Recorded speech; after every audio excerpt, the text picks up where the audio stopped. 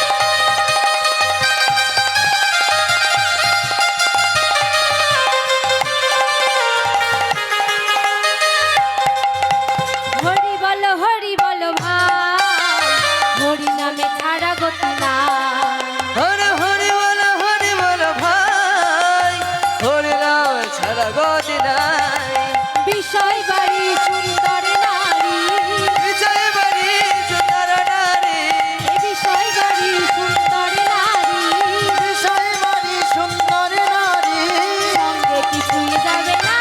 হরি রাম। হরি রাম কৃষ্ণ নাম একবার বলো না হরি রাম একবার বলো না এই হরি রাম জপয়া বিরাম এই হরি রাম জপয়া বিরাম এই নাম জীবনের সাধনা এই নাম জীবনের সাধনা এই নাম জীবনের সাধনা এই নাম জীবনের সাধনা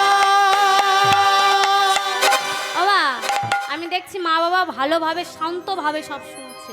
তাহলে এই গানের লাইনগুলো কি বললে বাবা?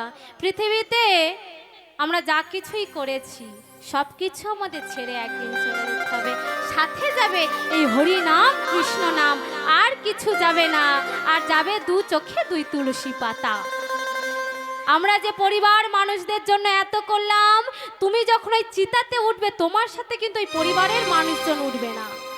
যাকে তুমি সারা জীবন বলার মতো সময় পেলে না হরে কৃষ্ণ হরি বল, সেই হরি নাম তোমার পিছন পিছন যাবে আর বলবে বলো হরি হরি বল বলো হরি হরি বল হরে কৃষ্ণ। চলো আজ আমরা লীলায় আস্বাদন করি।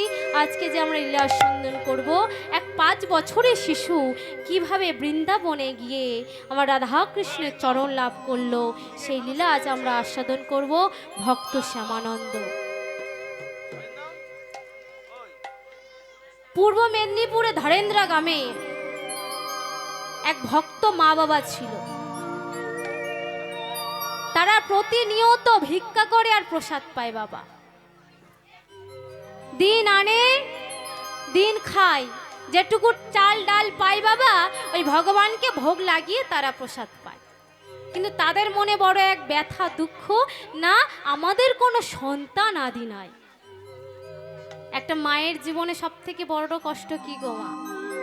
একটা মেয়েকে যতই অলংকার দিয়ে ঢেকে দাও, যতই বড় ভালো ভালো বসন দাও শাড়ি দাও, যদি না তাকে একটা সন্তান সুখ দিতে পারো, তার মতো দুঃখী আর কেউ নেই।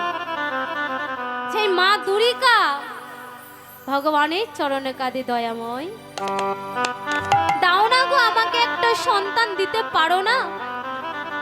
আমি তো আমার বলিনি যে বড় বাড়ি করে দাও, ভালো খেতে দাও, আমি শুধু বলেছি একটা সন্তান দাও। যেমন এই ভাই আজকে কত সুন্দর কৃষ্ণ সেবা করছে, এত সুসন্তান।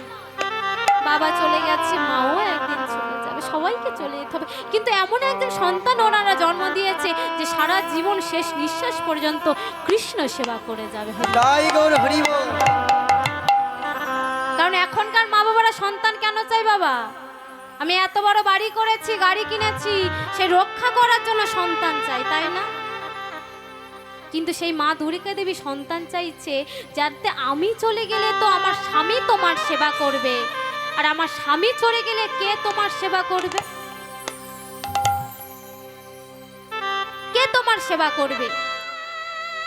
আমার সন্তানটা থাকলে তো তবু তোমার সেবা করবে দয়াময়। আমার ভগবান যেমন ভক্তের অহংকার সহ্য করতে পারে না মা, তেমন চোখের জলও সহ্য করতে পারে না।